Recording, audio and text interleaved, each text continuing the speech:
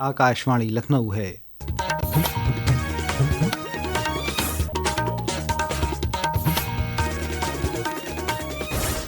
इलाकाई खबरों के साथ मैं आमिर हुसैन सिद्दीकी। सदर जमहूरिया द्रौपदी मुर्मू 79वें यौम आज़ादी की माक़बल शब पर आज शाम कौम से खिताब करेंगी।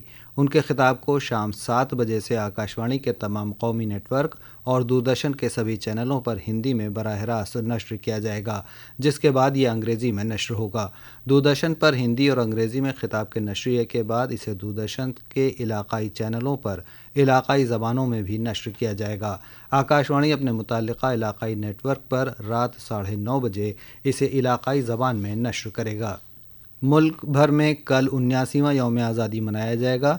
इस मौके पर वज़ीर आज़म नरेंद्र मोदी दिल्ली में लाल किले की फसील से कौम से खिताब करेंगे। इस तकरीब में उत्तर प्रदेश समेत मुल्क की सभी रियासतों और मरकज़ के ज़ेर इंतज़ाम इलाक़ों के 210 पंचायत लीडर खुसूसी मेहमान के तौर पर शामिल होंगे। यौम आज़ादी की तकरीब में रियासत के 33 गाँव प्रधान, 14 लखपति दीदियाँ और 178 मज़दूरों समेत कई दीगर लोग भी खुसूसी मेहमान के तौर पर शामिल होंगे। नायब वज़ीर आला केशव प्रसाद मौर्य ने कल लखनऊ से लखपति दीदियों की टीम को नई दिल्ली के लिए रवाना किया। इसमें फ़तेहपुर ज़िले की कौमी रोज़गार मिशन से जुड़ी लक्ष्मी देवी और जौनपुर के समाजी कारकुन शुभलाल सरोज भी शामिल हैं। वज़ीर आला योगी आदित्यनाथ ने कहा है कि उत्तर प्रदेश मुल्क की तरक्की का इंजन है और वो विज़न डॉक्यूमेंट को आगे बढ़ाने का काम कर रहा है। उन्होंने ये बात आज लखनऊ में कानून साज काउंसिल के मानसून सेशन के दौरान विधानसभा में विकसित भारत विकसित उत्तर प्रदेश के विज़न डॉक्यूमेंट 2047 पर खुसूसी 24 घंटे की बहस के बाद ऐवान से खिताब करते हुए कही। वज़ीर आला ने ऐवान में लगातार 24 घंटे चलने वाली इस बहस में शामिल तमाम अराकीन का शुक्रिया अदा किया। उन्होंने कहा कि रूलिंग पार्टी और अपोजिशन ने एक अच्छी बहस करके रियासत के वक़ार में इजाफा किया है। वज़ीर आला ने कहा कि इस विज़न को नीति आयोग और माहिरीन के ताउन से तैयार किया गया है, जिसमें समाज के हर तबके की हिस्सेदारी यकीनी बनाई जाएगी। अपने खिताब में जनाब योगी ने कहा कि 2047 तक मुल्क को विकसित भारत बनाना है और भारत की तरक्की में उत्तर प्रदेश का अहम किरदार है। आज यूपी एक उम्मीद बन चुका है। गुज़िश्ता 8 बरसों में उत्तर प्रदेश में बड़ा बदलाव आया है। हुकूमत ने अलग अलग सेक्टरों में काम किया है। डिजिटल लेन देन में 1400 करोड़ रुपए तक पहुंच गया है। मरकज़ी टैक्स पर इन्हिसारी कम हुई है और आज जीडीपी में यूपी का ताउन 9.5% है। वज़ीर आला योगी आदित्यनाथ ने आज लखनऊ में विभाजन विभीषिका स्मृति दिवस के मौके पर एक नुमाइश का इफ्तिताह किया। अपने खिताब में उन्होंने कहा कि आज 14 अगस्त 1947 को हुई तकसीम को याद करके पूरा मुल्क रंजीदा है।